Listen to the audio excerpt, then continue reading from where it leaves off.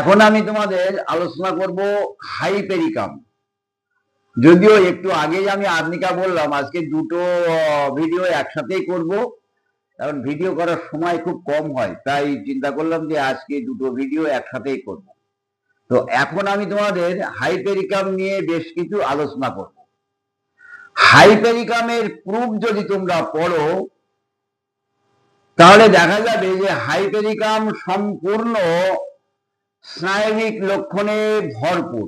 স্পর্শ চেতন স্নায়ু আক্রান্ত হয়। স্পর্শ চেতন স্নায়ুগুলি আক্রান্ত হলে যে যে লক্ষণ অনুভূতি হয়, ঠিক যেন মানবের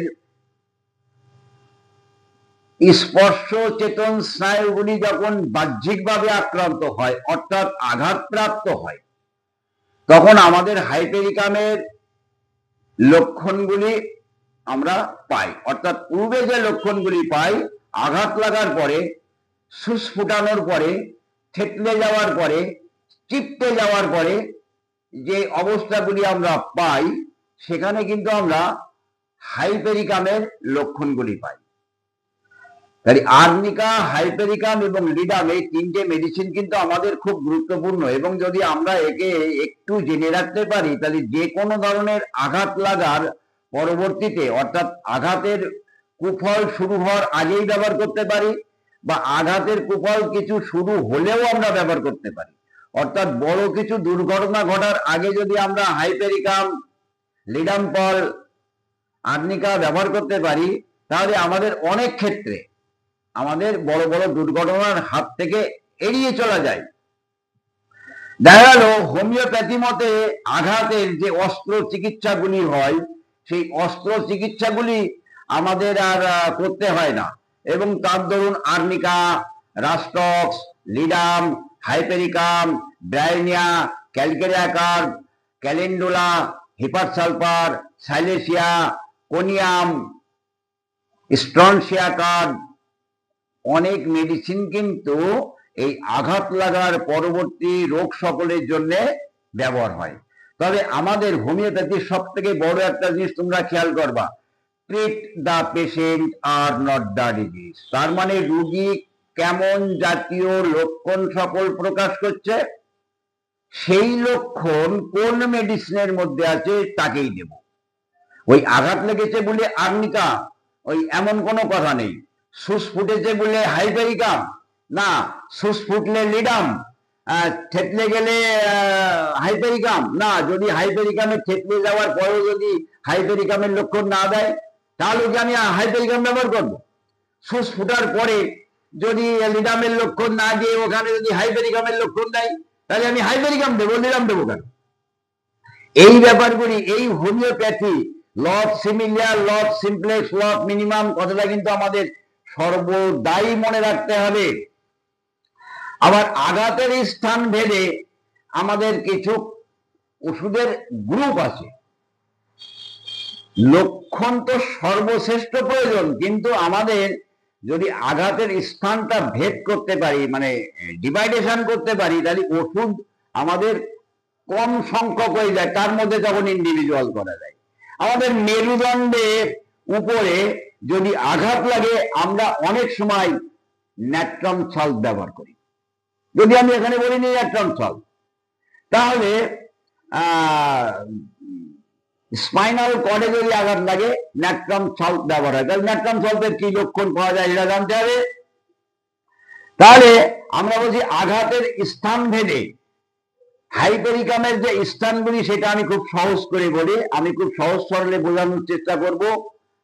স্নায়ু কেন্দ্র, palm and sole, vertex and vertebra, অর্থাৎ মাথার তালু, মেরুদণ্ড, হাতের তলা, আঙুল, পায়ের তলা, পায়ের আঙুল, এই যে স্নায়ু কেন্দ্র। আর একটা জায়গা থাকছে যেটাকে আমরা কক্সি বলি বা পিকচঞ্চু বলি, মেরুদণ্ডের শেষ অস্থিটা। মেরুদণ্ডের শেষ অস্থিটার আঘাত কিন্তু খুব মারাত্মক হয় যদি রোগী প্রকাশ না করে এবং চিকিৎসক যদি অবহেলা করে, তাহলে কেন সাহেব বলছেন কয়েক দিনের মধ্যে মারা যেতে পারে, অথবা আর জীবনকাল সেই কষ্টে ভুগতে থাকবে। তাহলে আমরা লক্ষ্য করতে পারি যে পূর্বের কথায় ফিরে এসে আমরা বলতে পারি যে বিষয়টা হচ্ছে কি, দেখা গেল থেতলে গেল, চিপটে গেল, বাড়ি লাগলো, পেরেক ঢুকলো, দরজার পাশে আঙুল দিয়ে চিপটে গেল, যে কোনো অবস্থায় যদি আমাদের স্নায়ু কেন্দ্রে আঘাত লাগে এবং আঘাত লেগে যদি কেটে ফেটে ছিঁড়ে যায়, তাহলে তাৎক্ষণিক আমাদের ওষুধ হবে ক্যালেন্ডুলা মাদার টিনচার 1:5 করে। 1 ভাগ মাদার টিনচারের সাথে 5 ভাগ জল মিশিয়ে যদি আমরা লাগাতে পারি, যদি ক্ষতমুখটা হাও হয়ে থাকে তাহলে তাকে টেনে ধরে যদি আমরা ব্যান্ডেজ করে লাগাতে পারি, অথবা যদি আমরা সেলাই করে নিয়ে তাকে মাদার টিনচার মিশ্রিত ওষুধটা লাগিয়ে ব্যান্ডেজ করে দিতে পারি, খুব দ্রুত জোড়া লেগে যায়, পুঁজ হয় না এবং তার আর কোনো প্রতিক্রিয়া হয় না। আমাদের যে মার্করিক ক্রমগুলি কেটে গেলে লাগানো হয়, এটা কিন্তু সম্পূর্ণ অন্যায়, তার কারণ পারদ বিষ শরীর আভ্যন্তরে ঢুকে যায়, যদিও বাজারে সেটাই চলে। তাহলে এইবার হাইপেরিকাম লিডাম যদিও খুব কাছাকাছি মেডিসিন, তাহলে এইবার দেখা যায় হাইপেরিকামের যদি লক্ষণ হয়, তাহলে আঘাত স্থানে সঙ্গে সঙ্গে আঘাত লাগলো, সঙ্গে সঙ্গে দেখা গেল আমি আর্নিকা তাকে দিলাম বা কোনো ব্যক্তি তাকে আর্নিকা দিল, কয়েক ঘন্টার মধ্যে সেই স্থানে যদি প্রবল যন্ত্রণা শুরু হয়, সুস ফুটানো, হুল ফুটানো, চিড়িক মারা, চেয়ে ফেলা, কেটে ফেলা, অব্যক্ত যন্ত্রণা যদি শুরু হয়, আর সেই যন্ত্রণা যদি ক্রমান্বয়ে নিম্ন অঙ্গের থেকে ঊর্ধ্ব অঙ্গের দিকে আসতে থাকে, তাহলে ওষুধ হয় কিন্তু হাইপেরিকাম। এখন এমতো অবস্থায় যদি আমরা হাইপেরিকাম না দিই, তাহলে ওই রোগীটা কিন্তু ধনুষ্টঙ্কার রোগে আক্রান্ত হয়ে পড়বে এবং মারা যাবে। তাহলে আমরা কি পেলাম? আমরা পেলাম যে ধনুষ্টঙ্কারের লক্ষণ উপস্থিত হলে বা ধনুষ্টঙ্কারের লক্ষণ উপস্থিত হওয়ার আগে যদি আক্রান্ত স্থানে অব্যক্ত যন্ত্রণা হতে থাকে এবং সেই যন্ত্রণা উপরের দিকে উঠতে থাকে এবং আক্রান্ত স্থানে ঈষদ উষ্ণ গরম চেপলে যদি রোগী ভালো থাকে, তাহলে ওষুধ হবে হাইপেরিকাম। আর যদি আক্রান্ত স্থানে, আঘাত স্থানে আঙুল ছিঁড়ে যাওয়া, চিপটে যাওয়া, যে ব্যাপারগুলি পায়ের আঙুল আর হাতের আঙুল যেখানেই হোক না কেন, বা মাথায় যদি এমন ধরনের ঘটনা আমাদের শরীরে কোথাও ঘটে, সেখানে যদি আঘাতের পরবর্তীতে দেখা গেল আমি আর্নিকা ব্যবহার করলাম, কিন্তু কয়েক ঘন্টার মধ্যে দেখা গেল সেই জায়গায় যন্ত্রণা শুরু হলো এবং সেই জায়গাটা একটা শীতলতা এসে গেল, শীতল, এবং সেখানে আরো শীতল দিলে তার যন্ত্রণাটা আরাম পাচ্ছে, তাহলে আমাদের ওষুধ হয়ে যাবে কিন্তু লিডাম্পল। এটাও কিন্তু ধনুষ্টঙ্কারের আগে, স্নায়ু আক্রান্ত হওয়ার আগে। তাহলে আর্নিকা, লিডাম্পল আর ধনুষ্টঙ্কারের দিকে পৌঁছাচ্ছে হাইপেরিকাম। কিন্তু এটাও কথা না, কথা হচ্ছে লক্ষণ। হাইপেরিকামের লক্ষণ উপরের দিকে উঠতে থাকবে, লিডামের স্থানিক ভেদে হবে, আর রক্ত জমে যেতে পারে, কালশিটে পড়ে যেতে পারে, কিন্তু যন্ত্রণার গতি এবং ঠান্ডার উপশম, আক্রান্ত স্থান শীতল, এটা কিন্তু লিডাম্পলের একটা বিশেষত্ব। সুচাগ্র বস্তু ফুটলে আমরা কি করি? লিডাম্পল, আমি লিডাম্পলে আলোচনা করব। সুচাগ্র বস্তু, সুস ফুটে যাওয়া, পায়ের তলায়, হাতের তলায় সুস ফুটে যাওয়া, পেরেক ফুটে যাওয়া, কোন চোট হয়তো আঙুলের মধ্যে ঢুকে যাওয়া,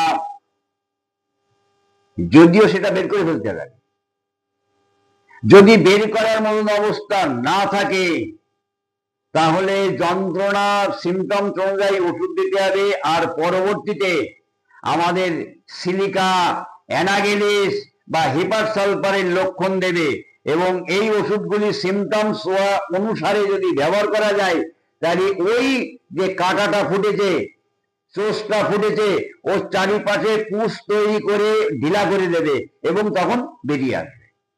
তাহলে আমি আর্নিকা,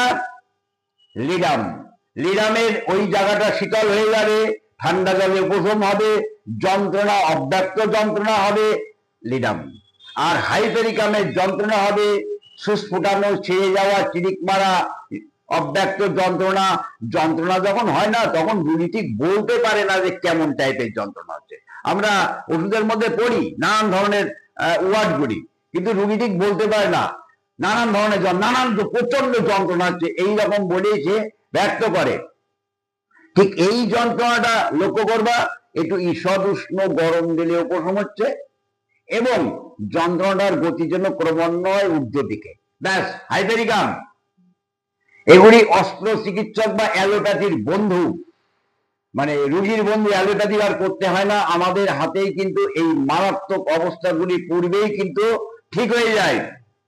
তাহলে থেতলে গেলে, মস্কে গেলে, নানান ধরনের আঘাত লাগলে আমরা প্রাথমিকভাবে আর্নিকা ব্যবহার করি। সুচ ফুটলে, সূচাগ্র কোনো দ্রব্য ফুটলে, মৌমাছিতে কামড়ালে, হুল বিদ্ধবৎ কোনো কীট পতঙ্গ যদি হুল বিধিয়ে দেয় এবং সেখানে যদি যন্ত্রণা হতে থাকে, তাহলে আমাদের ওষুধ হবে কিন্তু লিডাম। এবং ঠান্ডাটা ওই জায়গাটায় হলো কিনা প্রাথমিকভাবে এক্ষুনি আমাকে বুলতায় কামড়ালো, আমি কিন্তু এক্ষুনি ঠান্ডা হয়ে গেল কিনা বুঝতে পারবো না, না বুলতায় কামড়েছে, দে ওকে লিডাম দে।